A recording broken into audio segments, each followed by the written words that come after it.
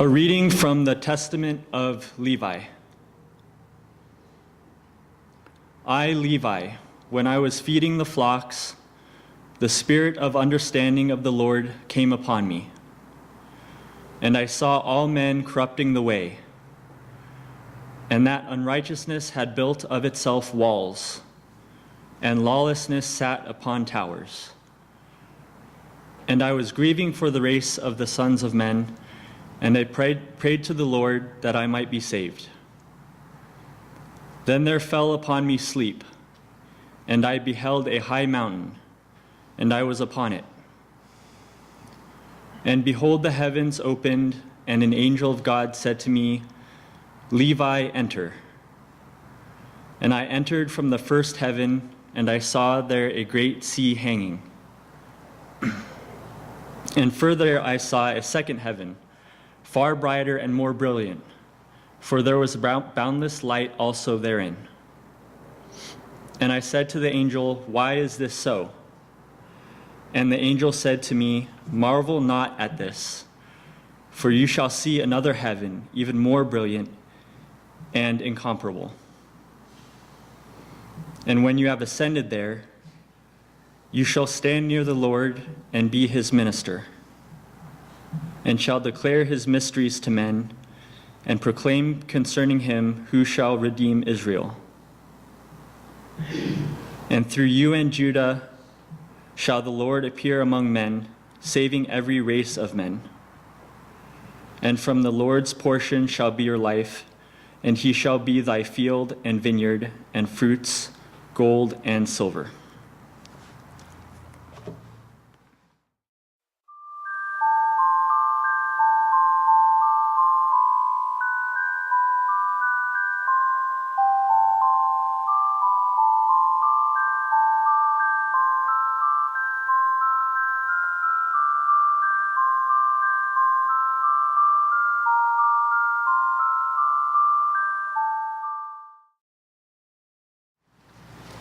This morning's reading is from the Prophecy of the New Covenant, Testament of the New Covenant. On February 14th, the first Sunday following the vigil, having awakened at dawn, the community gathered at the sanctuary in liturgical expression of thanksgiving to God.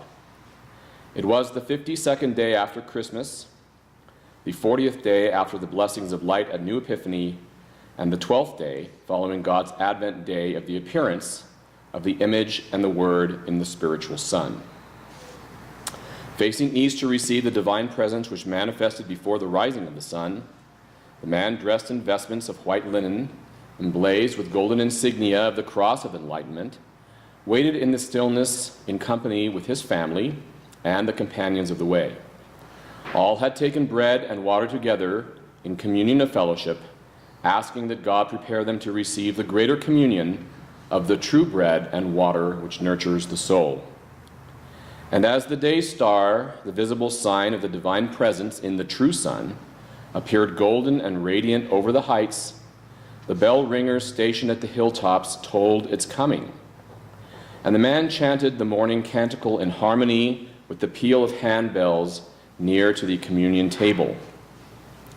The liturgical crescendo of bells, litany, and prayers of the company caused the sun to dance for joy about the indigo sky, casting golden rays of light over the purple mountains and blue valleys of the sanctuary. The canting and the bells ceased as the solar orb freed itself from the earth. A quietude settled over the mounts and dales, and the congregation prayed to the greater light of God while looking through the gateway of the sun to another world. The man looked at the greater light with the eyes of his spirit and listened with spiritual hearing. And the divine voice of the child spoke out of the image, and he heard the word speaking to his soul. After the passing of some time, he took pen and paper in hand and wrote, in the words of his own language, the thoughts that had come to his mind from the consciousness of his inspired spirit. And these are the words he wrote with his own hand. The former teachings and doctrines revealed by inspired prophets of God, lost to the old religions of the world, are repossessed by the Second Advent Church. The new church is animated by God's image and word manifest in the heavens.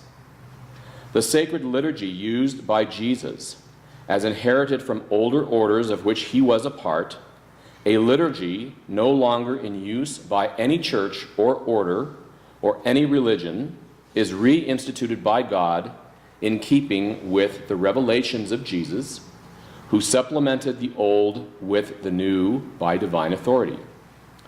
That which Jesus maintained, and that which Jesus restored, that which Jesus revealed, is not to be found anywhere on earth.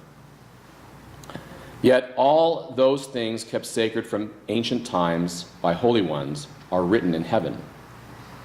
The heirs to the ancient tradition of Israel, the extant holy orders whose species were annihilated systematically by civil and ecclesiastical authority in Rome and Jerusalem, testify to the evil of darkened minds who serve not God, but the dark one. All such minds and positions of authority rule by the consent and will of the peoples of the earth. Therefore, God's image and word judge all peoples everywhere, those in authority and those under authority. Because of the loss of the covenant made between God and his true people, those illuminated by the image and the word, a covenant twisted and changed into meaningless faith and belief based on authority and tradition, God would enlighten the races and peoples of the earth so they might not be illiterate of divine doctrine. Therefore, the covenant has been reestablished by the second coming in a new manner. For the manifestation of the light of God come as image and word dictates a new covenant. And this is declared: God's law is written in heaven and manifest in the image and the word which rules the universe. In the past, saviors and prophets have been inspired of God's word to instruct their peoples, but the peoples reject them, or revile them, or kill them in a most ignoble manner. Following their death, words are put into their mouths, and they are used to perpetuate the old ways, the old priesthoods, and the religions of falsehood.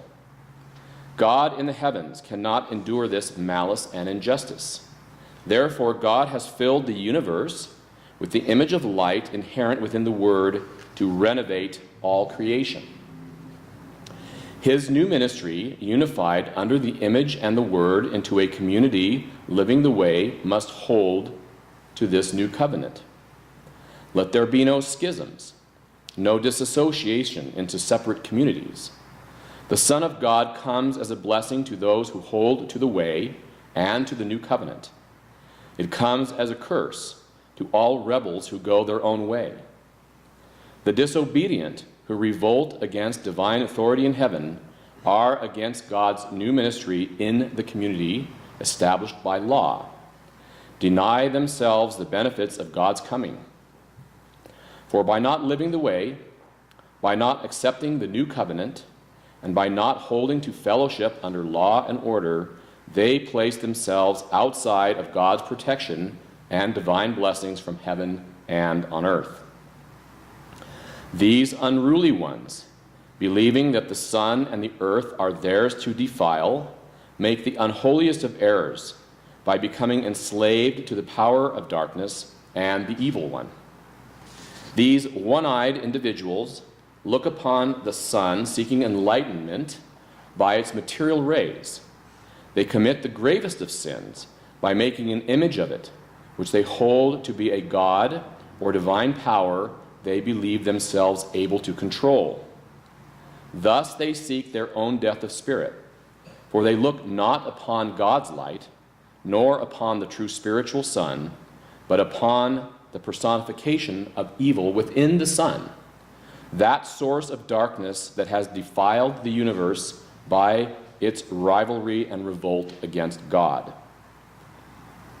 These are idolaters, sun worshippers, and servants of Satan, the malicious slanderers who defile everything sacred and good.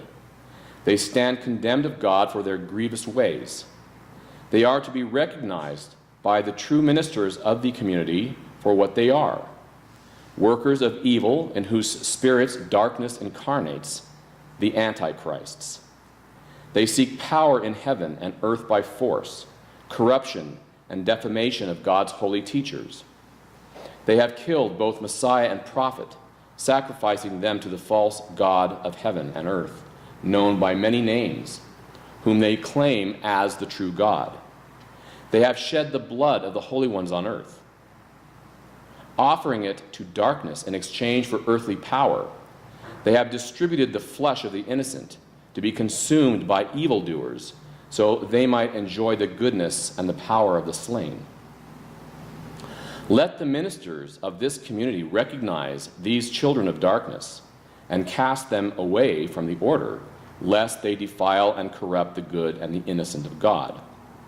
You will know them by their works and recognize their true faces beneath the mask of feigned smiles and sweetness. Beware, lest they gain trust and confidence of the unwary and unsuspecting, for they will seek your death and the death of your successor, so that they might claim rights over the community. Know that the sacrifice and death of God's holy sages are not his will, but are the will of evil that opposes God and uses the wicked and unrighteous to carry out its will. God gains nothing from sacrifice, death, suffering, pain, or the spilling of blood. These corrupt the universe and fill the human mind with anguish and guilt, for evil is nourished on hate, killing, and brutalization of the human spirit. God never intended for the members of the human family to become violent, one towards the other. The nations of the world have assumed full authority over the races, rejecting God's supernatural laws. This will result in a breakdown of civilization, ending in disruption and full anarchy by an uncaring and uncontrollable world, as the prophets have declared would occur.